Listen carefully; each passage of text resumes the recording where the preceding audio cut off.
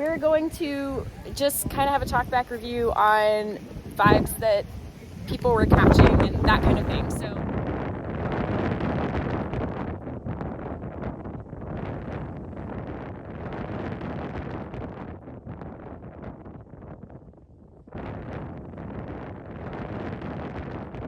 we are collected here. Hi! I don't know how to describe it other than just boy energy everywhere. Of like, Are you saying men are in there? yeah. But in the like, you know, in high school when they tried to hit the thing in the hallway and see how high they could jump, like that, but like for the hooks in the ceiling of what do you think I could stick up here? Except for 2 places, and that was the first entrance where it wasn't malicious but somber. Like, we're gonna have fun but be respectful. Love that. It's also in my hand. I was like, I wonder if we're gonna get that. Yeah, I jump. Exactly. And then I You're heard being like influenced, Kat. yes. Oh no! Possessed. Manly. Yeah. When we were going to explore the jail cell area, when we walked through that first barracks room, it, like, the only way I can really think to describe it is it felt like I walked into a boys' locker room.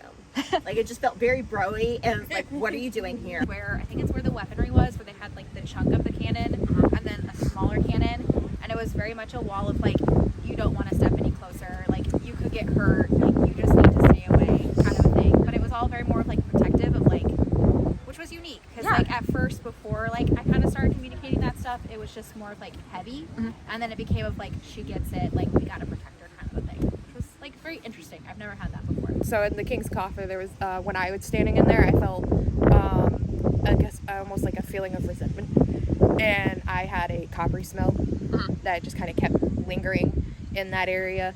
But just other than that, like, it felt like somebody didn't want to, like, every time somebody walked in there, it felt like they didn't want to be there, and whatever that feeling was, just stuck. In that corner, it was just inhuman energy, intensity there in the powder room, where in the corner, the darkest corner in that, I feel like I got vibes that somebody got stabbed in that corner. Ooh. Like a Oh, soldier got you were stabbed. like, hey, you want to go vibe in the Yeah, corner? I'm like, I I'm was good. like, come on, let's go vibe in the corner. And to me, it felt like somebody got stabbed in the corner.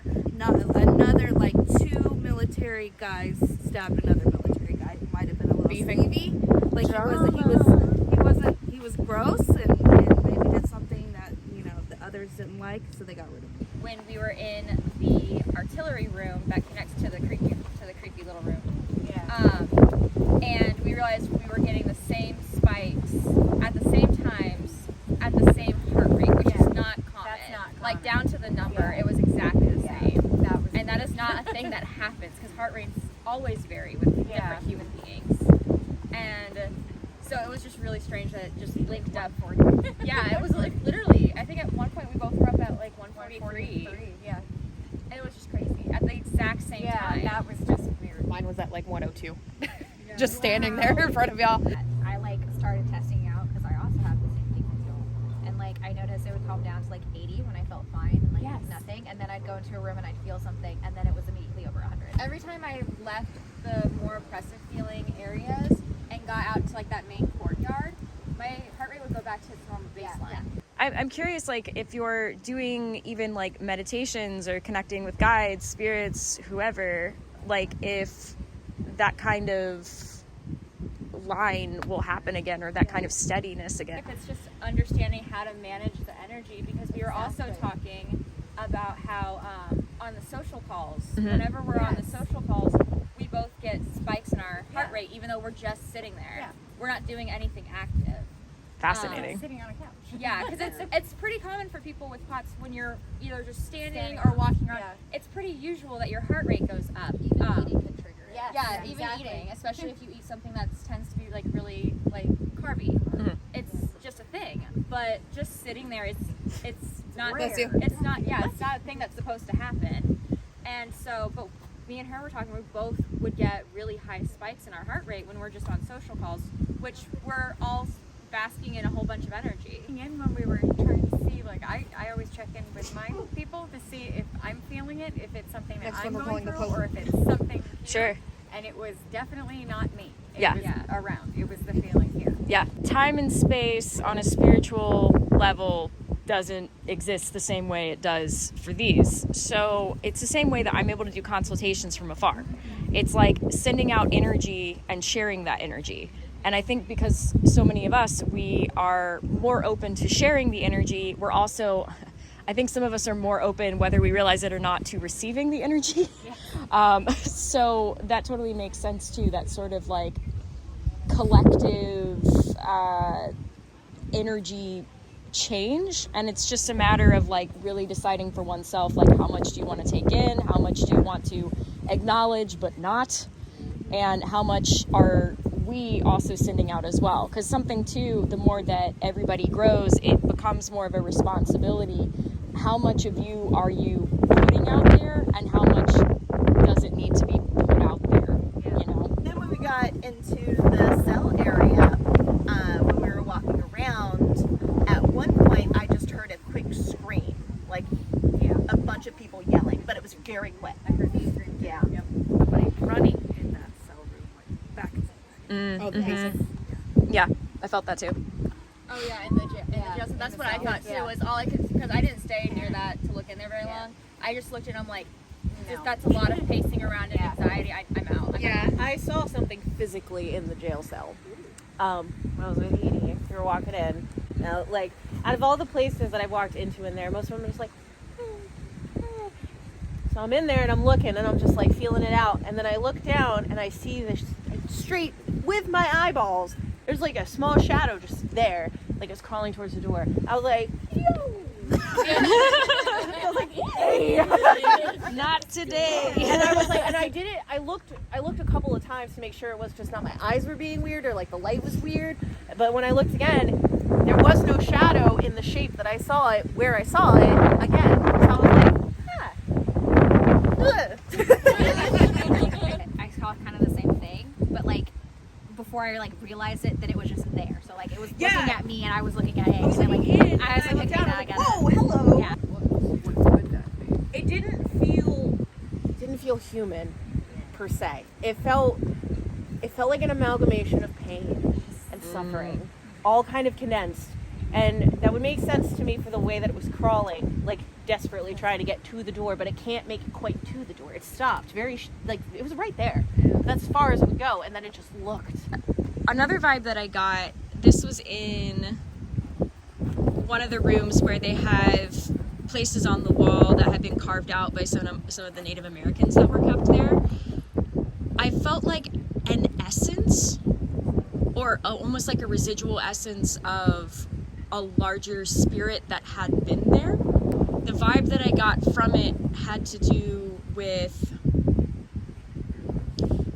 it was almost like a reminder of where home would be for these displaced peoples. This sort of like, when your body is being tormented, your soul still belongs with me.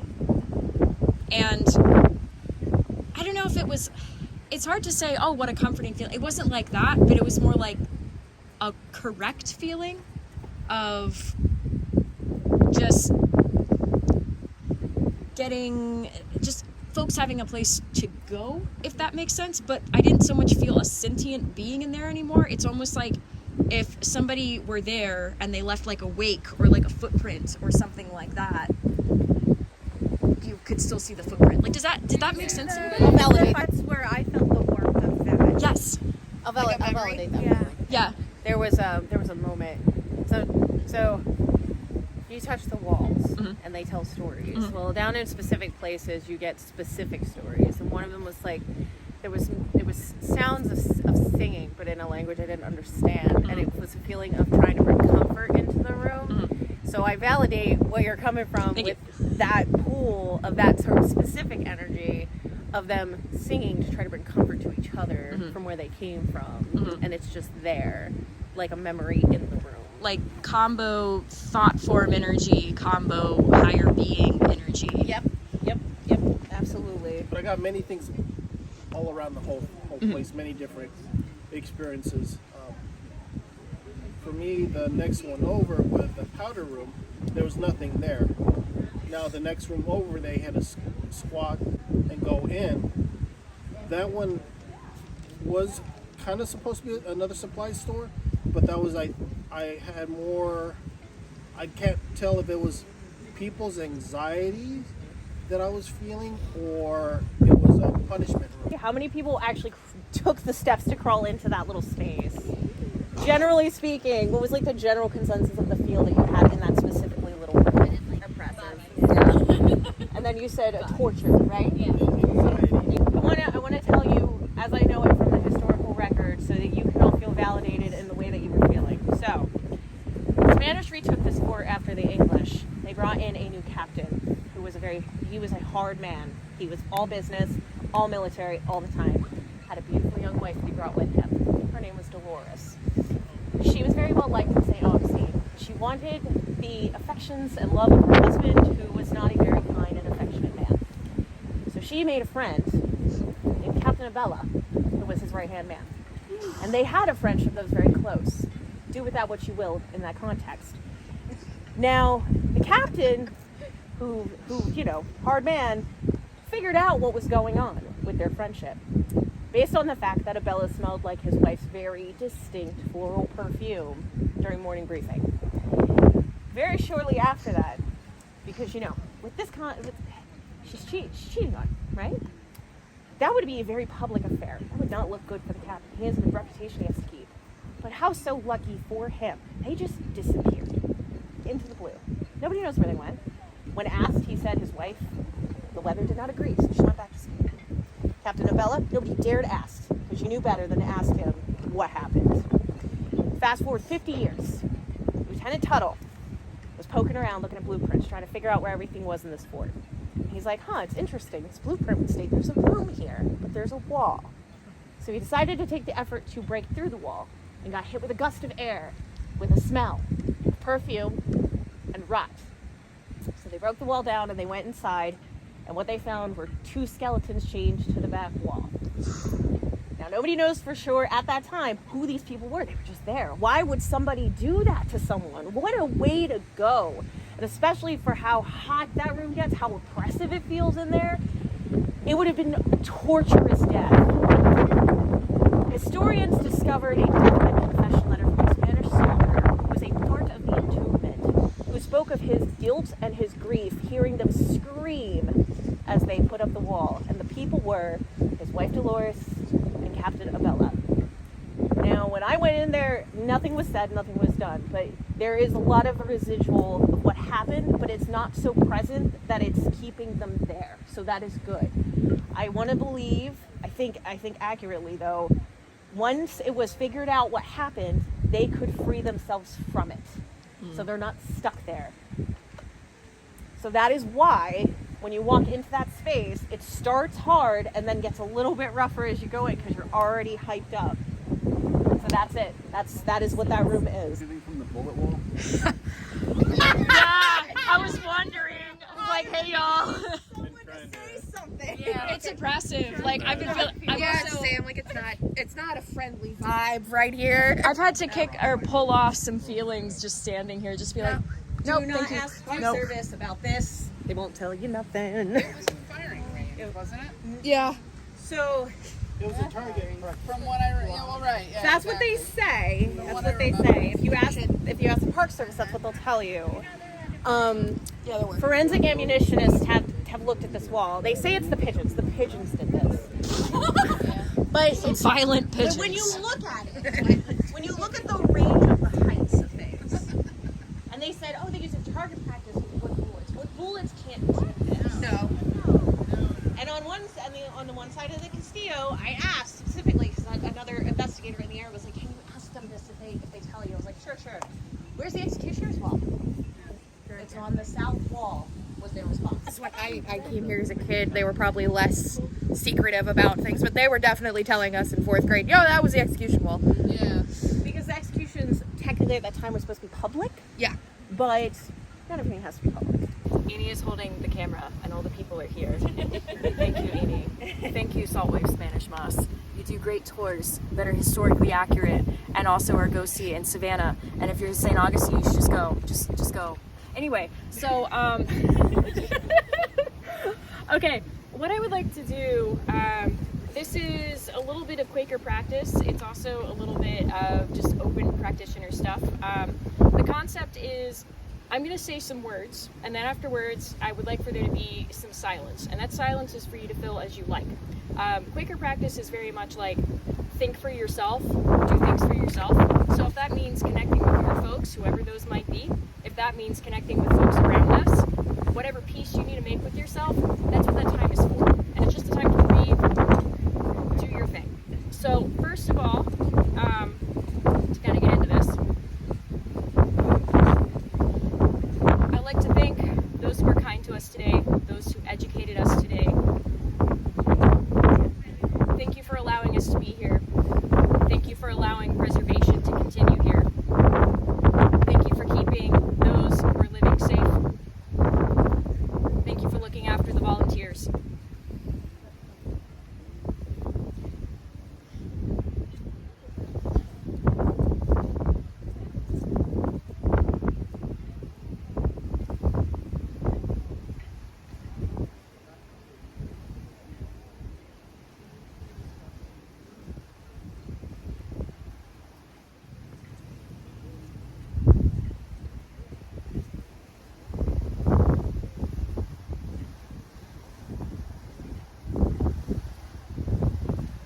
I would like to ask the higher powers that be to bring peace upon this place where it is needed. Thank you to the guardians who overlook this space, who overlook the souls, who overlook the energies, the nature.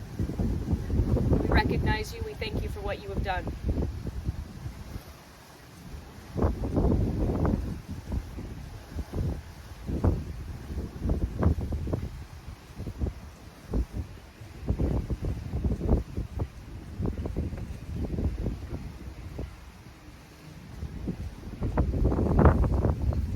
Lastly, an acknowledgement to the sentience that we've picked up on today.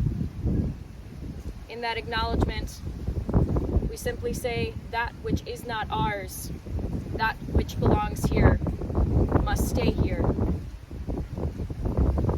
We ask those that protect us to maintain our safety, to maintain our connection, to maintain our connection to those who are ours, to thank these spirits around us, but to respectfully leave that which is not ours here.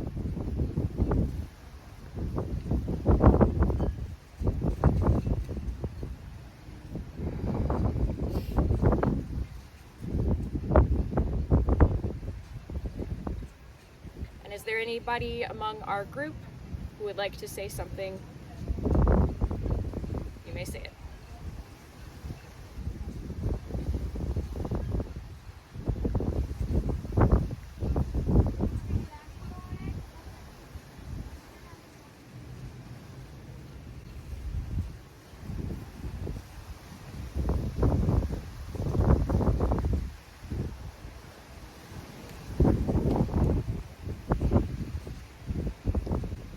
So we go in peace, acknowledgement, and balance. Thank you.